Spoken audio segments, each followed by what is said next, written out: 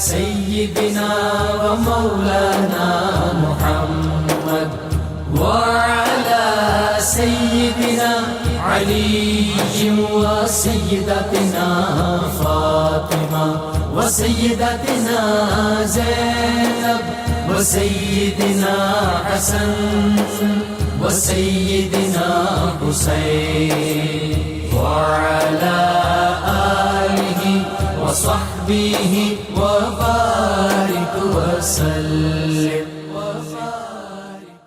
اللهم صل على سيدنا ومولانا محمد صاحب التاج والمعراج والبراق والعلم دافع البلاء والوباء والقحط والمرض والألم اسمه مكتوب مرفوع مشفوع منقوش في اللوح والقلم سيد العرب والعجم جسمه مقدس معطر مطهر منور في البيت والحرم شمس الضحى بدر الدجى صدر العلا نور الهدى كهف الورى مصباح الظلم جميل الشيم شفيع الأمم صاحب الجود والكرم والله عاصمه وجبريل خادمه والبراك مركبه والمعراج سفره وفوق سدرة المنتهى مقامه وقاب قوسين مطلوبه والمطلوب مقصوده والمقصود موجود سيد المرسلين خاتم النبيين شفيع المذنبين أنيس الغريبين رحمة للعالمين راحة العاشقين مراد المشتاقين شمس العارفين سراج السالكين مصباح المقربين محب الفقراء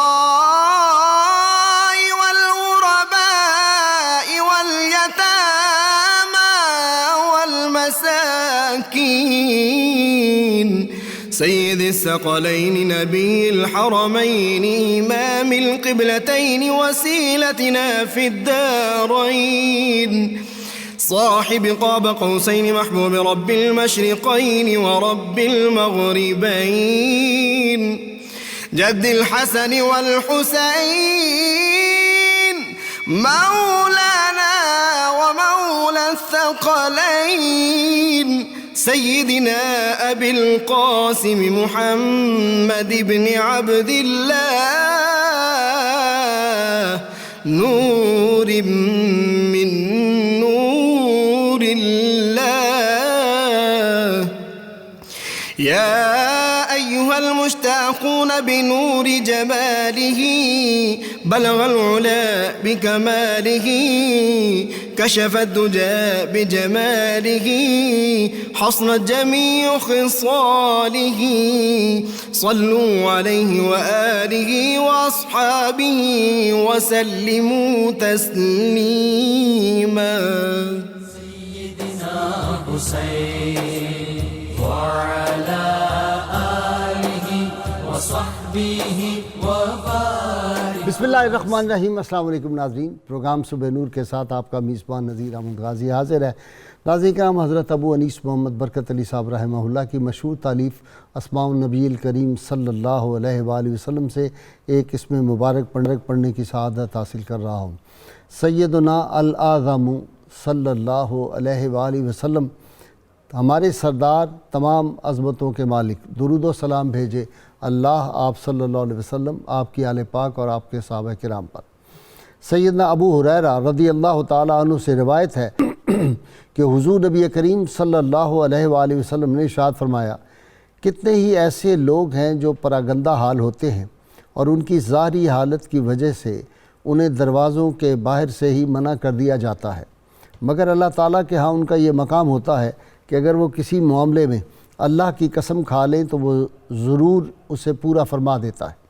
اسی طرح سیدنا عبداللہ بن عباس رضی اللہ تعالیٰ عنہ سے روایت ہے کہ رسول اللہ صلی اللہ علیہ وآلہ وسلم سے اولیاء اللہ کے متعلق سوال کیا گیا تو آپ صلی اللہ علیہ وسلم نے فرمایا، اولیاء اللہ کی پہچان یہ ہے کہ جب انہیں دیکھا جائے تو اللہ یاد آئے۔ ناظرین کرام، آج ہم اس محسن بر صغیر کا ذکر پاک کرنے کی سعادت حاصل کر رہے ہیں جن کے دم قدم سے، جن کی کوششوں اور کاوشوں سے شاید آج ہم یہ کلمہ گویان محمد جو بر صغیر میں پائے جاتے ہیں، یہ سارے انہی کی کاوشیں اور کوششیں جو ہیں ان کا نتیجہ ہے۔ شاہ نیاز بے نیاز رحمہ اللہ نے فرمایا تھا، الہی تاب ود خورشید و ماہی، چراغ چشتیاں راہ روشنائی۔ چراغ چشت جو ہیں آج بھی ان کا جو فیضان ہے وہ جاری ہے اور عرب و عجم کے لوگ ان کی بارگاہ میں حاضری دیتے ہیں۔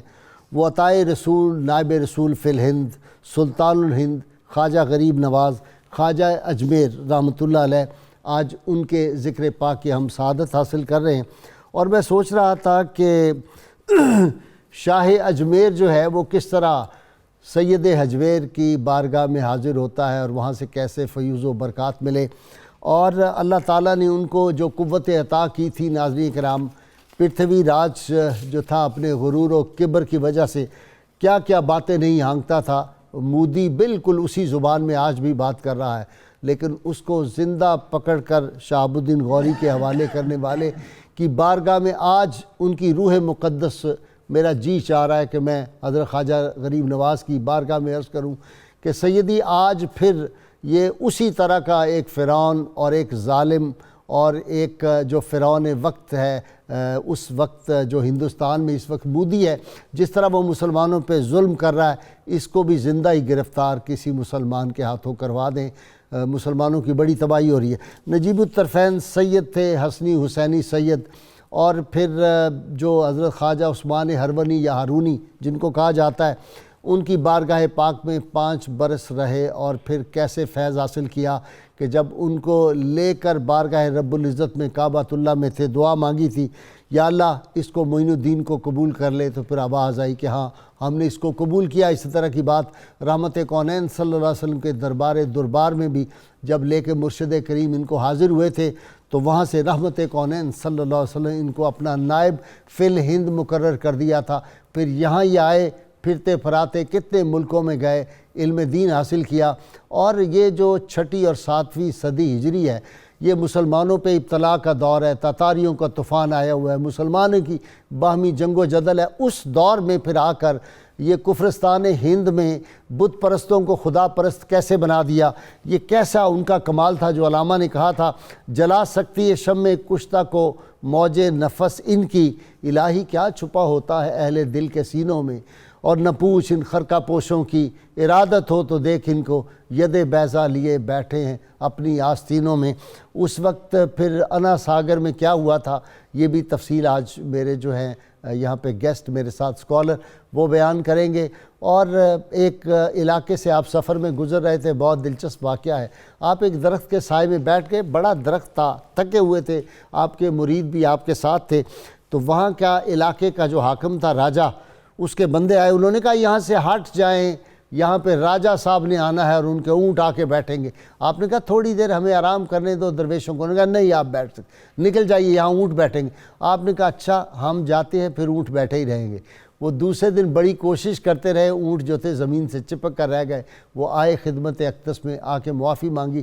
ناظرین کرام، حضرت خواجہ غریب نواز رحمۃ اللہ علیہ کے بارے میں وہ جو لارڈ کرزن وائسرائے ہند جب واپس گیا تھا لندن تو لوگوں نے کہا بر صغیر کی کوئی خاص بات سنائیں. اس نے کہا میں کیا خاص بات سناؤں, بر صغیر میں تو 2 قبریں میں نے حکومت کرتی لوگوں کے دلوں پہ دیکھی ہیں. بندوق اور تلوار کے زور سے ہم حکومت کر رہے تھے, دلوں پہ حکومت 2 قبور والے کر رہے تھے, اہل قبر. ان کا کون؟ اس نے کہا ایک کا نام خواجہ غریب نواز معین الدین چشتی اجمیری ہے اور دوسرا اورنگزیب عالمگیر رحمۃ اللہ علیہ. آج اس سپاہ کی وہ جو تیغ بازی ہوتی ہے اس کو شکست دینے والے نگاہ کی تیغ بازی کے سپہ سالار حضرت خواجہ غریب نواز معین الدین چشتی اجمیری کا ذکر پاک کریں گے. اللہم صلی علی سیدنا و مولانا محمد وعلی سیدنا علی و سیدتنا فاطمہ و سیدتنا زینب و سیدنا حسن و سیدنا حسین وعلى آله وصحبه وبارك وسلم. اللهم صل على سيدنا ومولانا محمد وعلى سيدنا علي وسيدتنا فاطمة وسيدتنا زينب وسيدنا حسن وسيدنا حسين وعلى آله وصحبه وبارك وسلم. جی ڈاکٹر صاحب, خواجہ اجمیر خواجہ غریب نواز کا جب نام لیتے ہیں نا تو دلوں پہ ایک خاص قسم کی کیفیت اور روحانی ایک کیف حاصل ہوتا ہے. سبحان اللہ. بسم اللہ الرحمن الرحیم. حضرت خواجہ غریب نواز رحمۃ اللہ تعالی علیہ بر صغیر میں سلسلہ چشتیہ کے مورث اعلیٰ ہیں اور باقی مشائخ طریقت کی نسبت آپ نے یہاں ہندوستان میں تبلیغ اسلام کا سب سے زیادہ کام کیا ہے. اس لحاظ سے آپ کو تقدم زمانی بھی حاصل ہے اور شرف امتیاز بھی حاصل ہے. ٹھیک. تیری مشاطگی کی کیا ضرورت حسن معنی کو کہ فطرت خود بخود کرتی ہے لالے کی حنا بندی. تو اللہ تعالیٰ نے بھی ان کو ایسے خطوط پر چلا دیا کہ وہ مستقبل میں ایک بہت بڑے آدمی بن کر ابھرے. قسام ازل نے چن لیا تھا اس خدمت اسلام کے. 12 برس کی عمر میں جب یتیمی کا داغ سینے پر لگا تو ایک دن اپنے والد محترم جو بڑے رئیس تھے سیستان کے علاقے کے, ان کے باغ میں بیٹھے ہوئے تھے کہ ابراہیم نامی ایک مجذوب آئے, ابراہیم کندوزی رحمۃ اللہ, انہوں نے آپ کو اپنا فیض عطا کیا. اس کے بعد طلب الہی کی تڑپ جو تھی وہ دل میں زیادہ ہو گئی تو آپ سمرقند کی طرف چلے گئے. وہاں قرآن مجید حفظ کیا اور تحصیل علم میں مشغول ہوئے. وہاں سے قریباً 32 برس کی عمر میں بڑے بڑے مشائخ سے ملتے ہوئے حضرت خواجہ عثمان ہرونی رحمۃ اللہ علیہ کی بارگاہ میں حاضر ہوئے, جو نیشا پور کا ایک علاقہ ہے ہرون, وہاں آپ مقیم تھے. تو ان کے حلقہ ارادت میں داخل ہوئے اور عرصہ دراز تک تربیت حاصل کی, جس میں 10 برس اپنے شیخ کے ساتھ سیاحت میں گزارے. اور مجاہدات اور ریاضات کا ایک باب ہے جو آپ پر منکشف ہوا, اور یہ وہی ریاضات ہیں جو سادھوؤں میں بھی تھیں, جو رہبان میں بھی تھیں اور جو اسلام میں بھی تھیں. ان کا مقصد یہ تھا کہ انسان کا نفس مغلوب ہو جائے اور قرب الہی میں اس کو رسوخ حاصل ہو. انسان کے اندر جو مخفی صلاحیتیں ہوتی ہیں وہ اس وقت تک باہر نہیں نکلتی جب تک انسان اپنے نفس کے اوپر حاکم نہیں بن جاتا. حضرت علی المرتضیٰ شیر خدا رضی اللہ تعالیٰ عنہ نے 2 شعروں میں بڑی خوبصورت انسان کی عظمت کی بات کی ہے. فرماتے ہیں دواؤ کا فی کا وما تشرو و داؤ کا من کا وما تبصرو. اے انسان, تیری دوا تیرے اندر موجود ہے اور تجھے اس کا شعور نہیں. تیرا مرض بھی تیرے اندر ہی چھپا ہوا ہے اور تو دیکھتا نہیں. وَتَحْسَبُ أَنَّكَ جَرْمٌ صَغِيرٌ وَفِيكَ طَوَلْ عَالَمُ الْأَكْبَرُ. تیرا گمان یہ ہے کہ تو ایک چھوٹا سا جسم ہے, حالانکہ تیرے اندر تو عالم کبیر چھپا ہوا ہے. تیرے اندر آفاق کی وسعتیں ہیں. واہ. ڈاکٹر طاہر امین طلولی, آپ کا سبجیکٹ آ گیا. بار بار ایک بچہ والد سے پوچھ رہا ہے, بابا خون مسلم کی یہ ارزانی کب تک جاری رہے گی؟ بابا یہ کب تک جاری ہے؟ مسلمانوں کا خون کب تک بہتا رہے گا؟ وہ بچہ پھر بعد میں آتا ہے اور مسلمانوں کی حکومت بر صغیر میں قائم کرواتا ہے. آج پھر اس کی روح پاک کو نہ عرض کیا جائے کہ یہ خون مسلم کی ارزانی اب تو جاری ہے، تو اب تو کرم فرمائیے. جی غازی صاحب بالکل آپ نے درست فرمایا. آپ نے ایک ایسی حقیقت کی طرف اشارہ کیا ہے جو ہماری تاریخ کا وہ حصہ ہے جو ہمارے غلبے کا ضامن رہا ہے، ٹھیک، ہماری تمکنت کا، ہمارے وقار کا ضامن رہا ہے. دعا ساتھ چلتی وہ رہی. کیا رہا ہے کہ 2 سلطنتیں متوازی چلتی رہی ہیں. واہ. ایک وہ سلطنت تھی جس کی طرف آپ نے اشارہ کیا کہ وہ سپاہ کے ذریعے سے انتظام انتظام کرتی تھی، اور ایک وہ سلطنت تھی جو نگاہ کے ذریعے سے اس بگڑے ہوئے انتظام کو بھی درست کرتی تھی. سبحان اللہ. اچھا، جب یہ بیلنس ہماری سوسائٹی سے ختم ہوا تو اس کا نتیجہ یہ نکلا کہ یہ سوسائٹی بیرونی اور اندرونی فتنوں کا شکار ہوئی. ٹھیک ہے. وہ جو علامہ نے کہا نا کہ مقابلہ تو زمانے کا خوب کرتا ہوں، نہ میں سپاہی ہوں نہ امیر جنود. وہ جنہیں نہیں معلوم کہ یہ شاعری ہے یا کیا ہے، عطا ہوا ہے مجھ کو ذکر و فکر و جذب و سرود. واہ واہ. یہ بھی ہتھیار ہیں. واہ واہ واہ. تو یہ وہ لوگ ہیں جو ذکر و فکر کی طاقت کے ساتھ اور جذب کی طاقت کے ساتھ جو تھے وہ معاشروں کو اپنی اصل پہ، جس کو توازن حقیقی کہتے ہیں، اس پہ قائم رکھتے تھے. ٹھیک. اور جہاں کہیں ظلم ہوا، ظلم کا مطلب کیا ہے کہ جب سوسائٹی توازن کھونے لگتی ہے تو اس ظلم کا ازالہ ان کی برکت سے اور ان کی جد و جہد سے ہوتا تھا. سید حجویر مخدوم مرکد او پیر سنجر راہ. اب آپ نے پیر سنجر کہہ دیا تو اب دیکھیں، اور آپ نے مسئلے کی طرف اشارہ کیا، تو اب چونکہ علامہ کا ذکر آ گیا تو میں ذرا ایک ریفرنس دینا چاہوں گا. علامہ فرماتے ہیں کہ جب میں نے ان حالات کو دیکھا جن کی طرف آپ نے اشارہ کیا کہ پوری جو سوسائٹی ہے مسلمانوں کی تباہ و برباد ہو رہی ہے، مسلمانوں کا زوال ان پہ مسلط ہے، کوئی امید کی کرن نظر نہیں آتی، تو میں نے کہا میں کروں گا کس سے جا کے اس مسئلے کا حل پوچھوں. تو میں حضرت پیر سنجر کے پاس چلا گیا. واہ. اور ان سے جا حل پوچھا. کہتے ہیں کہ ہمیشہ صورت باد سحر آوارہ رہتا ہوں، محبت میں ہے منزل سے بھی خوشتر زیادہ پیمائی. یعنی میں اس سفر میں حقیقت کی تلاش میں رہا، دل بیتاب جا پہنچا دیار پیر سنجر میں. ہائے ہائے ہائے ہائے ہائے. اوپر رکھ کے پڑھیں، شیشے کے اوپر رکھ کے پڑھیں آپ ذرا، اس کو سامنے رکھ کے پڑھیں. جی شیشے کے اوپر ہو یا نیچے وہ شیشہ دکھا دیتا ہے، شیشہ حجاب نہیں بنتا. آپ نے بڑی معنی خیز بات اختیار فرمائی ہے. دل بیتاب جا پہنچا دیار پیر سنجر میں، میسر ہے جہاں درمان درد نا شکیب آئی. ہائے ہائے ہائے. اس جگہ جا پہنچا. ہاں واہ واہ. اب اچھا آپ کہتے ہیں ابھی میں نے کچھ بھی نہیں کہا، ابھی نہ آشنائے لب تھا حرف آرزو میرا. ہاں. زباں ہونے کو تھی منت پذیر تاب گوئی آئی. واہ. یہ مرکز سے صدا آئی. ہائے ہائے ہائے. حرم کے رہنے والوں کو ہاں. شکایت تجھ سے ہے تار کے آئین آب آئی. واہ واہ واہ. تو مجھ سے پوچھنے آیا ہے کہ یہ مسئلہ کیا ہے. اب پیر سنجر خواجہ اجمیر فرما رہے ہیں، تیرا ہے کیس کیوں کر ہو گیا سوزے دروں ٹھنڈا. اوئے ہوئے ہوئے ہوئے. کہ لیلا میں تو ہیں اب تک وہی انداز لیلائی. واہ واہ واہ. نہ تخم لا الہ تیری زمین شور سے پھوٹا، زمانے بھر میں رسوا ہیں تیری فطرت کے ناز آئی. تجھے معلوم ہے غافل کہ تیری زندگی کیا ہے، کنشتی ساز معمور نواہائے کلیس آئی. یہ بحران ہے ہمارا. ہوئی ہے تربیت آغوش بیت اللہ میں تیری، دل شوریدہ ہے لیکن صنم خانے کا سودائی. وفا آموختی ازما بکار دیگراں کر دی، ربود گوہر ازما نثار دیگراں کر دی. فرماتے ہیں تجھے وہ وفا سکھائی تھی اللہ اور رسول سے، وہ تو کس سے جا کے کر رہا ہے.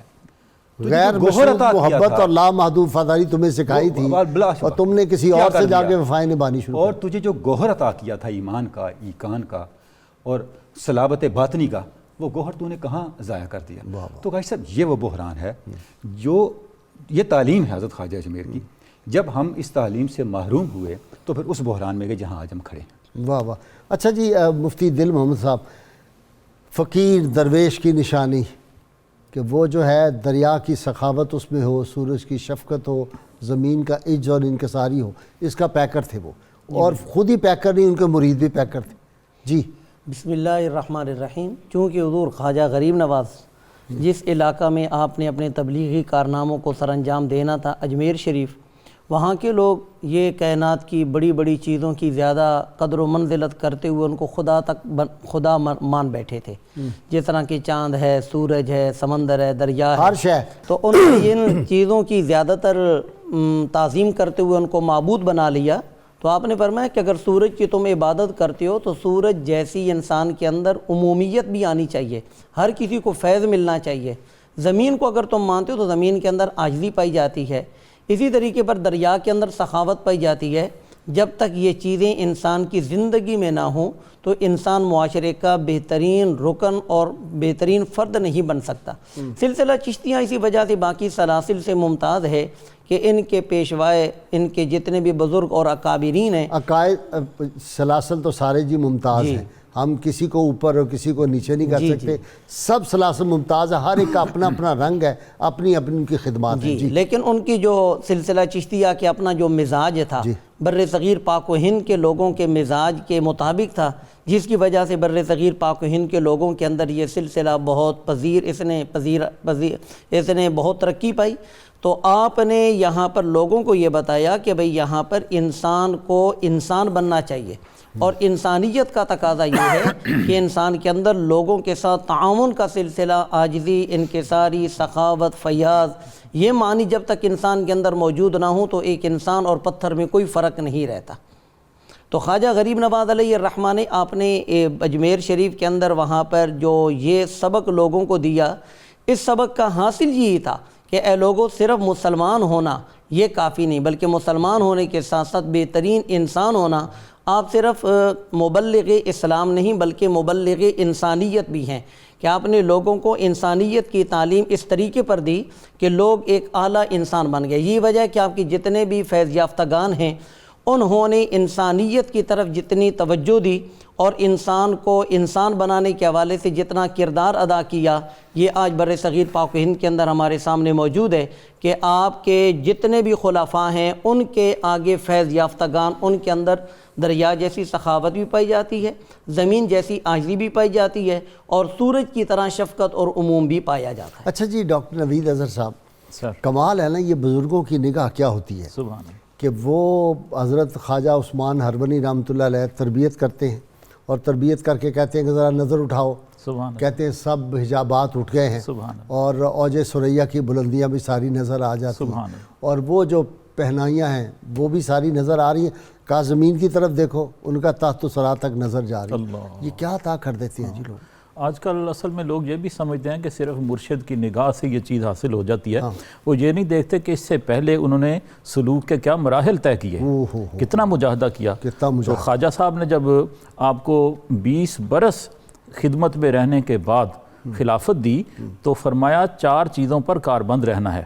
ایک ترک دنیا، چہار ترکی، وہ ٹوپی پہنا کے کلاه بھی سر پہ رکھی، اچھا، ترک دنیا، ترک عقبہ اور ما سوا، آخرت کو بھی ترک کرنا ہے، ادھر توجہ نہ جائے، اس کا لالچ دل میں پیدا نہ ہو، اور ما سوا اللہ سے آدمی کی توجہ ہٹ کر صرف اللہ کی طرف ہو، اور نیند اور کھانے کو بھی کم سے کم کرنا ترک ہے، خورد و خواب، وہ بھی کم سے کم، اور خواہشات نفس کو بھی ترک کر دینا ہے۔ یہ خلافت کے بعد پابندیاں لگائیں۔ حضرت خواجہ غریب نواز خواجہ اجمیر رحمۃ اللہ علیہ کی جو شخصیت ہے اس میں بہت زیادہ مماثلت نبی محترم صلی اللہ علیہ وسلم کے قول و فعل کی نظر آتی ہے، سبحان اللہ، اور یہی ولایت کا کمال ہے۔ تبھی تو نائب رسول فی الہند نائب کا رسول خطاب فی ملا الہند، وارث النبی فی الہند۔ تو جتنا کسی کی زندگی میچ کرتی ہے نبی محترم صلی اللہ علیہ وسلم سے، اتنا ہی اس کو ولایت میں کمال حاصل ہوتا ہے۔ اتباع مصطفیٰ صلی اللہ علیہ وسلم کی جتنی جھلک نظر آتی ہے اتنے ہی مقامات عرفان و عشق ملتے ہیں، نصیب ہوتے ہیں۔ اس کی میں ایک مثال آپ کی سیرت طیبہ سے پیش کرتا ہوں کہ ارکان اسلام کے بارے میں رسول اللہ صلی اللہ علیہ وسلم نے بنیادی تعلیمات دیں۔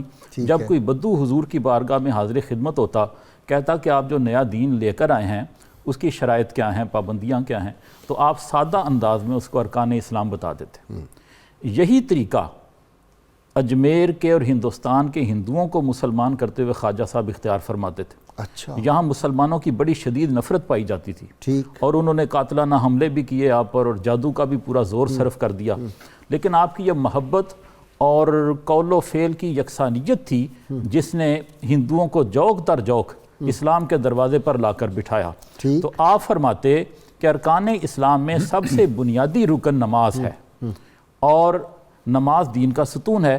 جس طرح ستون کمزور ہونے سے عمارت زمین بوس ہو جاتی ہے، اسی طرح نماز کے خراب ہونے سے ایمان اور اسلام میں خرابی واقع ہوتی ہے۔ اب اس کی وہ ایک مثال اپنی زندگی سے ارشاد فرماتے ہیں، فرماتے ہیں کہ میں ملک شام کی سیاحت کے دوران میں ایک غار سے گزرا، وہاں دیکھا کہ ایک بزرگ ہمتاً عبادت میں مشغول ہیں۔ وہ اتنے کمزور اور نحیف ہیں کہ جسم پر کوئی گوشت نہیں، پوست نہیں اور ہڈیوں کا ڈھانچہ بنے ہوئے ہیں اور رو رہے ہیں۔ میں نے ان سے پوچھا کہ آپ کی یہ حالت کیوں ہے؟ تو انہوں نے فرمایا کہ ایک بات سے ڈرتا رہتا ہوں، جب بھی وہ بات ذہن میں آتی ہے تو گریہ طاری ہو جاتا ہے۔ میں نے پوچھا بات کیا ہے؟ فرمانے لگے بات یہ ہے کہ جب نماز پڑھ لیتا ہوں تو یہ خیال آتا ہے کہ اس نماز میں کوئی ایسی غلطی نہ ہو گئی ہو جس کی وجہ سے قبولیت کی بجائے مجھے سزا ملے، اللہ تعالیٰ کے دربار سے میں سزا یافتہ قرار پاؤں۔ تو یہ خیال جب آتا ہے میں لرزہ برندام ہو جاتا ہوں۔ یہ نماز کی اہمیت جو تھی اس انداز سے بزرگوں نے آپ کو سمجھائی اور آپ نے آگے حلقہ ارادت میں داخل ہونے والوں کو سمجھائی۔ ڈاکٹر صاحب، رام پرکاش جو تھا بہت بڑا جادوگر بھی تھا، اور اس کو پرتھوی راج نے بھیجا، اور پرتھوی راج کو وہ جو نجومی نے بتایا تھا کہ ایک درویش آئے گا، آنے سے تمہاری حکومت کا تختہ الٹ دے گا، اور وہ جو نگاہ کی تیغ بازی ہے وہ فتح یاب ہو جائے گی، سپاہ کی تیغ بازی۔ اس نے بھیجا رام پرکاش کو، ملتان میں آپ کا قیام تھا، انہوں نے کہا جا کے ادھر ہی اڑا دو ان کو، خنجر مارو۔ وہ ادھر ادھر تلاش کرتا رہا، ایک ہفتے بعد جب گیا تو داخل ہوا تو آپ نے کہا دوست ایک ہفتے بعد ملاقات کے لیے آئے ہو، ہم تو کب سے تمہارا انتظار کر رہے۔ وہ قدموں میں لرزتا ہوا گر گیا اور معافی مانگی، اور پھر اس کا نام جو ضیاء الرحمان رکھا گیا، اور پھر وہ آپ کے بڑے قریبی مریدوں میں سے تھا۔ تو اس طرح انقلاب یہ بزرگ بپا کرتے ہیں۔ جی حاجی صاحب، بالکل حضرت خواجہ اجمیر کی شخصیت کو جب ہم دیکھتے ہیں تو آپ نے سوسائٹی کے ہر حصے کو متاثر کیا، یعنی اس میں اہل مذہب بھی تھے، اہل عقل بھی تھے، اہل فلسفہ بھی تھے، حکمران بھی تھے، اور یہ جو عقل علوم ہیں جیسے جادوگر اور شعبدہ اور اس طرح کے لوگ بھی تھے۔ جو بھی آپ کی قربت میں آیا آپ نے اس کو اس کے علم اور فن کے سحر سے نکالا اور حق سے آشنا کیا۔ دیکھیں آپ بلخ میں تھے تو وہاں پہ ایک ضیاء الدین، حکیم ضیاء الدین کے نام سے بہت بڑا فلسفی تھا، بہت زبردست جو عالم بڑا تھا، اپنے فلسفیانہ علوم کے زوم میں اہل حق کا رد کرتا تھا، اور جو دینی حقائق ہیں ان کو تنقید کا نشانہ بناتا تھا۔ تو آپ اس کے باغ میں تشریف لے گئے، اس کو پتہ چلا یہ کون آیا آ کے آپ کے پاس بیٹھا، آپ نے اس کو اپنا پس خوردہ عنایت فرمایا اور اس کے احوال بدل گئے، اور اس کے جتنے فلسفیانہ علوم تھے وہ گم ہو گئے، اور اس ظلمت کی جگہ روشنی نے لے لی۔ جیسے علامہ نے کہا نا کہ کلام فلسفہ از لوح دل فرافشستم، ضمیر خیش کشادم بنشتر تحقیق، کہ میں نے اپنے دل سے کلام اور فلسفہ کی سیاہی کو دھو ڈالا ہے اور اپنے باطن کی آنکھ کو ایمان اور ایقان کی تحقیق سے جو ہے وہ روشن کیا ہے۔ تو حضرت خواجہ اجمیر نے ان کو متاثر کیا۔ آپ سفر میں تھے، آپ ایک آتش کدے میں تشریف لے گئے، اور وہاں جو لوگ آگ کی عبادت کر رہے تھے، آتش پرست تھے، ان سے ملے تو ان کو کہا بھی آپ آگ کی پوجا کرتے ہیں تو کیا یہ آگ آپ کی بات بھی مانتی ہے؟ تو انہوں نے کہا جی کیوں، اس کی فطرت ہے جلانا، یہ تو جلائے گی۔ تو آپ انہی میں سے بیٹھے ایک شخص سے ایک بچہ اٹھایا اور آگ میں تشریف لے گئے۔ اللہ، وہ سارے آؤ بکا مچ کی کہ ہمارا بچہ ضائع ہو گیا، یہ جل گیا، مر گیا۔ جب آپ واپس آئے تو ویسے ہی سلامت تھے۔ وہ بچے سے پوچھا کیا ہوا؟ اس نے کہا جی جب میں حضرت خواجہ کے ساتھ اندر گیا تو وہاں تو آگ تھی نہیں، یہاں تو منظر ہی اور تھا، یا نورکونی بردن و سلام علی ابراہیم۔ تو وہ جو اس کا سربراہ تھا، مختار اس کا نام تھا، آپ نے وہ آپ کے دستے اقدس پہ اسلام قبول کیا۔ یہ اس امت میں خاصہ رہا ہے۔ وہ جو تھے اپنا حضرت ابو مسلم خولانی رضی اللہ تعالیٰ، ان کو بھی آگ میں ڈالا تھا اسود انسی نے، وہ بھی بچ گئے۔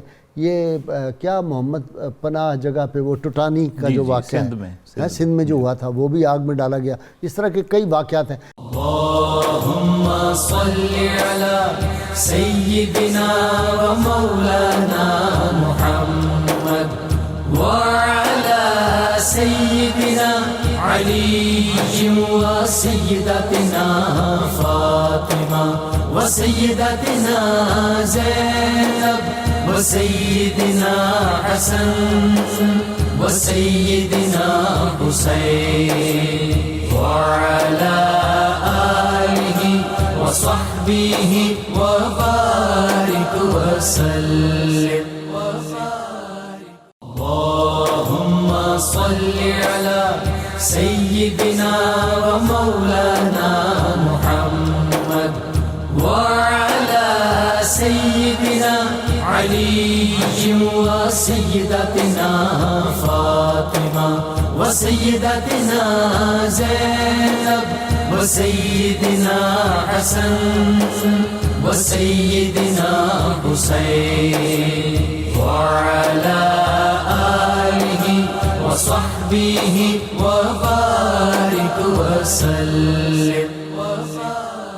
اچھا جی ڈاکٹر صاحب، یادگار محمد والا وہ کیا واقعہ، اتنی غرور، نخوت، تکبر، ظلم، زیادتیاں اور صحابہ سے دشمنی اور صحابہ کرام کے بارے میں کینہ سے بھرا ہوا انسان پھر کیسے بدلا جی، کیسے صحابہ وہ کا جناب غلام بن گیا؟ سبزوار کا علاقہ تھا. اچھا، تو آپ نے بہت ساری زندگی جو ہے وہ سیاحت میں گزاری ہے. تو سبزوار میں ایک باغ تھا، وہاں اس میں ایک ہاؤس تھا، تو اس کے کنارے جا کر آپ تشریف فرما ہو گئے. ٹھیک. تو عموماً آپ قبرستان میں رہتے، جس بھی بستی میں جاتے، لیکن وہاں آپ نے حوض کے کنارے، یہ بھی کوئی کشفی اشارہ تھا. تو اس باغ کا جو مالک تھا وہ حاکم سبزوار تھا. تو حاکم آیا اور اس نے اپنے ملازموں سے کہا کہ یہ درویش کیوں بیٹھا ہوا ہے، اس کو یہاں سے اٹھائیں. وہ بڑا ظالم تھا، جس طرح آپ نے ذکر کیا، یہ ساری خوبیاں اس کے اندر تھیں. تو آپ نے فرمایا کہ فقیر جہاں بیٹھ جاتا ہے وہاں سے اٹھتا نہیں، کیونکہ فقیر کے دل میں صرف اللہ کا خوف. خوبیوں کے بجائے خبائث کہہ دیں ذرا. میں نے وہ انورٹڈ کامرز میں نہیں، بعض اوقات ہوتا ہے سننے والے، بعض اوقات کوئی سادہ آدمی اس سے غلط فہمی میں مبتلا نہ ہو جائے. جی ایسا ہی ہے. تو جب بندے گئے آپ کے پاس تو فرمایا کہ میں تو اللہ کا فقیر ہوں، میں کسی کو کیا کہتا ہوں، یہاں بیٹھا ہوں. تو وہ جو حاکم تھا نا، وہ خود بڑے تیش میں آپ کے پاس میں آیا. بھی ٹھیک کرتا ہوں. آپ نے ایک نگاہ ڈالی، وہ بے ہوش ہو کر گر پڑا. اچھا. اب جو آپ نے دیکھا بے ہوش ہو گیا، حوض سے پانی لیا، چہرے پر چھینٹے مارے، اس کو ہوش آیا تو وہ قدموں پر گر پڑا. بجائے اس کے کہ آپ پہ ناراض ہوتا، سزا دے، اس نے اطاعت میں سر تسلیم خم کیا. تو پھر آپ کی صحبت پہ رہا، اور آپ کے خلفاء میں اس کا نام ہے. اچھا جی، محمد یادگار کا نام آپ کے خلفاء کی فہرست میں شامل. اللہ اکبر، اور آپ کتنی عرفان کی منزلیں طے کر. جی. اچھا، کہتے ہیں کہ جس شخص کا نام ابو بکر عمر ہو اس کو مارتا تھا، سزائیں دیتا تھا، بعض کا قتل بھی کروا دیتا. اتنی نفرت صحابہ سے بس یہ علم حجاب بن جاتا ہے نا کچھ لوگوں کے لیے. انفارمیشن جو ہے اس کو سمجھتے ہیں کہ یہی صداقت ہے. انفارمیشن اور چیز ہے، علم باطن اور چیز ہے، اور نور الہی اور چیز ہے. آپ کی تعلیمات میں سے ایک بڑی خوبصورت بات ہے، فرماتے ہیں کہ سالک راہ طریقت کے لیے 4 باتیں کبیرہ گناہ کا درجہ رکھتی ہیں. اللہ اکبر. پہلی بات یہ ہے قبرستان میں کہکہا لگانا. آدمی قبرستان میں جائے اور کہکہا لگائے. دوسری یہ ہے قبرستان میں کھانا پینا. تیسرا گناہ یہ ہے کہ کسی انسان کو تکلیف پہنچانا، مردم آزاری. اور چوتھا کبیرہ گناہ سالک کے لیے یہ ہے کہ خدا کا ذکر سنے اور خوف سے کانپ نہ جائے. ان 4 گناہوں سے کسی سالک کو لازمی طور پر بچنا چاہیے. تو وہ جو جے پال آیا تھا وہ بھی تو مسلمان ہوا تھا. وہ پہلے ایک مہنت آیا نا، رام دیو، تو رائے پتھورا نے اس کو بھیجا. تو اس نے جب دیکھا آپ کا نورانی چہرہ تو اس کا تو سارا پندارے جادو اور سحر خاک میں مل گیا. وہ ادھر ہی بیٹھا رہ گیا. اب رائے پتھورا کو غصہ آیا، اس نے سب سے بڑے جادوگر کو بھیجا. اس کے پاس آگ برسانے کی قوت تھی، شوبدہ تھا. تو وہ آیا کہ ہوا میں پرواز کروں گا، آگ برساؤں گا. تو اس نے جب کرتب دکھانے کی کوشش کی تو وہ بھی خواجہ صاحب کے سامنے بے بس ہو گیا. آپ نے خواجہ قطب الدین بختیار کاکی کو کہا جی ہاں کہ بختیار ذرا تم دکھاؤ نا تمہاری پرواز کتنی. وہ اتنی اونچی پرواز کی، ادھر ہی گر گیا. وہ جب حاضر دربار ہوا گر کے تو آپ نے اس کو سینے سے لگا لیا، کیونکہ آپ تبلیغ اسلام تو کرتے تھے لیکن آپ کی دشمنی کسی کے ساتھ نہیں تھی. اب ہمارا رویہ یہ ہے کہ ہم اختلاف کو برداشت کرنے کی جرت ہی نہیں کرتے، کیونکہ ہمارے پاس کوئی دلیل ہی نہیں. ہم جب کسی کو اپنی رائے سے مختلف پاتے ہیں تو اس کے خلاف محاذ کھڑا کر دیتے ہیں، غنڈہ گردی اور دہشت گردی پر اتر آتے ہیں. اچھا جی، اپنا ڈاکٹر تھنولی فرماتے تھے کہ درویشوں کی صحبت میں ایسا کیمیا دستیاب ہوتا ہے کہ اگر وہ صرف ہونے سے سیاہ دل جو ہے خالص سونا بن جاتا ہے. اچھا جی، یہ دیکھیں کہ اکبر بھی وہاں حاضری دیتا ہے، جہانگیر بھی وہاں جا کے حاضری دیتا ہے، شاہ جہاں بھی حاضری دیتا ہے، اور شہزادی جہاں آرا بیگم نے تو کمال ہی کر دیا. کہتی ہے کہ جب وہاں انا ساگر ٹھہری نہ جا کے تو وہ 4 پائے پہ نہیں سوئی شہزادی، زمین پہ سوتی تھی ادب کی وجہ سے. اور نہ اس نے مزار کی طرف پشت کی اور مزار پہ جھاڑو دیا، عطر ملا اور اپنی آنکھوں سے وہ جو تھا ایسے کر کے آنکھیں وہاں ملتی تھی اور کہتی تھی کہ یا شاہ اجمیر اگر میرے بس میں ہوتا، میں مختار ہوتی اپنی زندگی کی، تو ساری زندگی جاروب کشی میں یہیں گزار دیتی. یہ عقیدت تھی. جی سبحان اللہ. جی غازی صاحب، یہ دلوں کی حکمرانی ہے نا، کہ یہ وہ ہستیاں ہیں جن کا دلوں پہ راج ہے. تو جب دل اللہ رب العزت نے ان کے لیے مسخر کر دیا، قرآن شریف میں ہے ان الذین آمنوا وعملوا الصالحات سیجعل لهم الرحمن ودا. وہ لوگ جو اعمال صالحہ اور ایمان میں کامل ہوتے ہیں، اللہ رب العزت خلق خدا کے دلوں میں ان کی محبت پیدا کر دیتا ہے. تو اس کا یہ عملی اظہار ہے. اور اگر آپ دیکھیں تو غازی صاحب حقیقی معنوں میں تو اسلامی سلطنت کا آغاز خواجہ اجمیر سے ہی ہوا. یعنی شہاب الدین غوری جو آیا یہاں پہ، اس کو فتح تو آپ کی دعا سے ملی. رائے پتھورا پیغام بھیجا کہ آؤ. رائے پتھورا نے اور اس کا جو بھائی تھا جو دہلی کا راجہ تھا، انہوں نے 587 میں شہاب الدین غوری کو شکست دے دی تھی. ہاں ایسے ہی ہے. 1 سال کا معاملہ ہے. یعنی یہ بالکل وہی معاملہ ہے جیسے قرآن مجید میں فتح روم کا معاملہ ہے. یعنی وہی حکمران جو سلطنت اس سے ایران سے شکست کھا کے بالکل ختم ہو چکا تھا. اور ایڈورڈ گبن جیسے لوگوں نے لکھا، ہمیں سمجھ نہیں آتی کہ وہی ہرکل جو بالکل ہمت ہار چکا تھا، مردہ لاش میں جان کیسے پیدا ہو گئی. اچھا اس کے بعد پھر دوبارہ ویسے ہی ہو گیا. اللہ کے محبوب صلی اللہ علیہ وسلم پیشگوئی جو فرما دی قرآن مجید. اچھا وہ جو قرآن مجید کی پیشنگوئی پوری ہوئی، بعد میں اس کا وہی معمول تھا پہلے والا، آگے پھر وہ نہیں رہا اس کے اندر وہ کرنٹ. تو یہاں پر وہی صورتحال ہے کہ 1 سال کا وقت کتنا ہوتا ہے. اور آپ دیکھیں کہ 587 میں اس کو اٹھا کے لے کے گئے. اتنا زخمی تھا وہ، یعنی 1 سال پہلے میدان جنگ سے اس کو اٹھا کے اس کی سپاہی فرار ہوئے. ودن 1 ایئر سارے حالات بدل گئے، کیونکہ آپ نے ارشاد فرمایا کہ ہم نے رائے پتھورا کو زندہ گرفتار کروا دیا اور میدان جنگ سے بھاگا اور گنگا کے پاس سے گرفتار ہو کے اس کے پاس آئے. تو شہاب الدین غوری نے جس انداز سے یہاں اسلامی سلطنت کا قیام جو تھا اس کا آغاز کیا، تو اس کے پیچھے خواجہ اجمیر کی قوت باطنی موجود ہے. غازی صاحب ہمیں یہ بات نہیں بھولنی چاہیے کہ تاریخ میں اقتدار صرف طاقت نے کیا ہے. کمزور کو کبھی اقتدار نہیں ملتا. طاقت علم کی ہو، کردار کی ہو، عرفان کی، روحانیت و عرفان کی ہو، عشق کی ہو، جذب و سرود اور ذکر و فکر کی ہو، یا اسلحے کی ہو. مسئلہ یہ ہے کہ آج ہمارے پاس کوئی طاقت نہیں ہے، کوئی نہیں، فارغ ہے. ہمارے پاس صرف زبان کی طاقت ہے، جتنی مرضی ہم سے باتیں کروائیں. عشق کی دیوانگی طے کر گئی کتنے مقام، عقل جس منزل میں تھی اب تک اسی منزل میں. جیسے ابھی ہم نے پیر سنجر کا میسج پڑھا جو علامہ کہتے ہیں مجھے مرکز سے یہ صدا آئی، تو یہ بحران ہے ہمارا. جی آپ کی طرف آتا ہوں. مفتی صاحب شاہ نیاز بے نیاز رحمۃ اللہ علیہ، وہ بھی آپ کے تو فیض یاب لوگوں میں سے ہے نا، فیض یافتہ. آگے آپ کے خلفاء میں سے نیچے خواجہ خواجگاں معین الدین، فخر کون و مقام معین الدین، شاہ نیاز بے نیاز فرما رہے. جی آپ کے خلفاء میں سے بہت سے نامور بہت سے لوگ نامور شخصیات کے مالک ہیں. ان میں سے وہاں پر حضرت خواجہ قطب الدین بختیار کاکی علیہ الرحمہ، جن کو آپ نے اپنی خلافت سے سرفراز فرمایا، بڑی محبت کیا کرتے تھے ان سے. حمید الدین ناگوری. اسی طریقے پر آپ نے اپنی بیٹی کو بھی خلافت عطا فرمائی. اسی طریقے پر آپ نے اپنے بیٹوں کو بھی خلافت نصیب فرمائی. تو یہ جتنے بیٹی کا نام کیا تھا جسے خلافت دی؟ ام جمال. اچھا ماشاءاللہ. جی وہ چونکہ آپ اپنی اولاد کی تربیت سب سے پہلے کیا کرتے تھے. اور اگر اس ٹاپک کی طرف ہم آئیں تو یہاں پر یہ دیکھا جائے کہ ہم امت کی تربیت کے لیے تو گھر سے نکل آتی ہیں، لیکن اپنے گھر کے جو افراد ہیں ان کی تربیت کی طرف ہماری توجہ نہیں ہوا کرتی. آپ کی زندگی کا جو ایک طرۂ امتیاز تھا وہ یہ تھا کہ معافی اور درگزر. جس طریقے پر کہ نبی کریم صلی اللہ علیہ وآلہ وسلم جہاد کے حکم کے نازل ہونے سے قبل آپ کو بھی حکم یہ تھا کہ آپ معاف کریں، صبر کریں، معاف کریں، صبر کریں.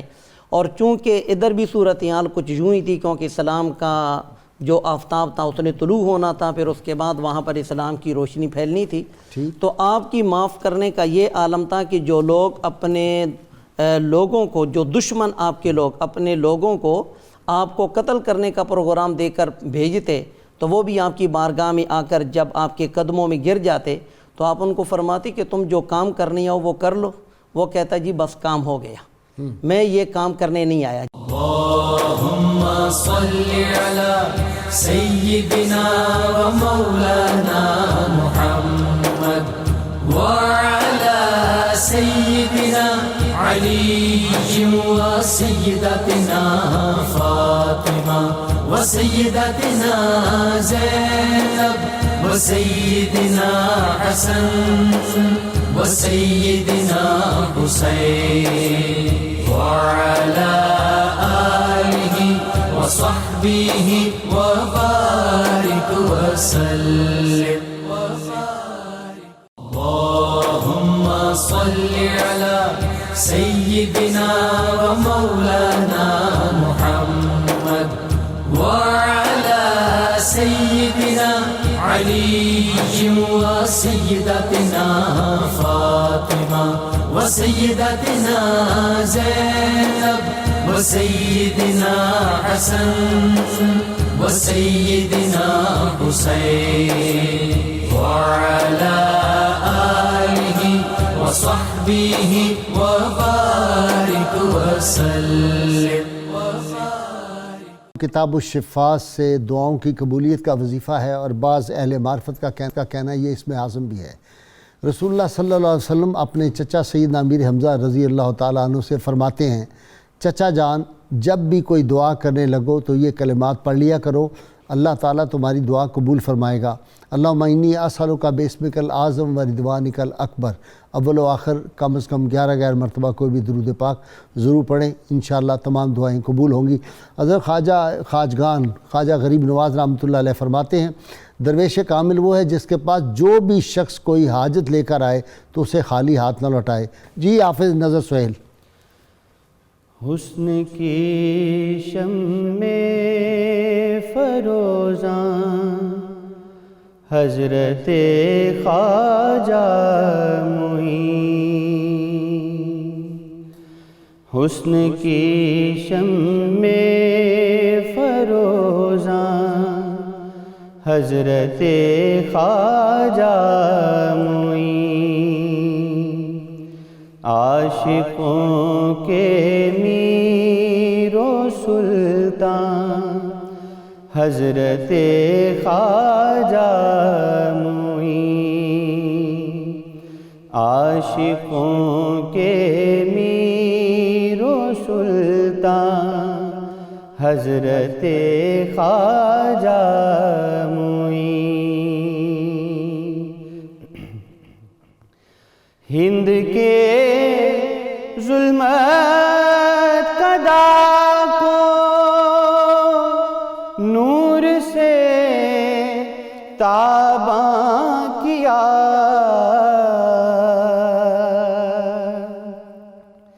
ہند کے ظلمت قدا کو نور سے تاباں کیا، ہیں شعائے مہر فاراں حضرت خواجہ معین، ہیں شعائے مہر فاراں حضرت خواجہ معین. ان کی سیرت اسوائے سرکار کا عکس حسین، ان کی سیرت اسوائے سرکار کا عکس حسین، رہنمائے راہ عرفان حضرت خواجہ معین، رہنمائے راہ عرفان حضرت خواجہ معین.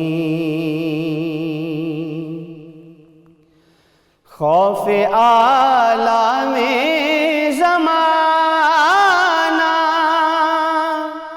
کیوں بھلا ساجد کو ہو، اس کے ہیں دردوں کا درمان حضرت خواجہ معین، اس کے ہیں دردوں کا درمان حضرت خواجہ معین. حسن کی شمع فروزاں حضرت خواجہ معین۔ اللهم صل على سيدنا ومولانا محمد وعلى سيدنا علي وسيدتنا فاطمة وسيدتنا زينب وسيدنا حسن وسيدنا حسين وعلى آله وصحبه وبارك وسلم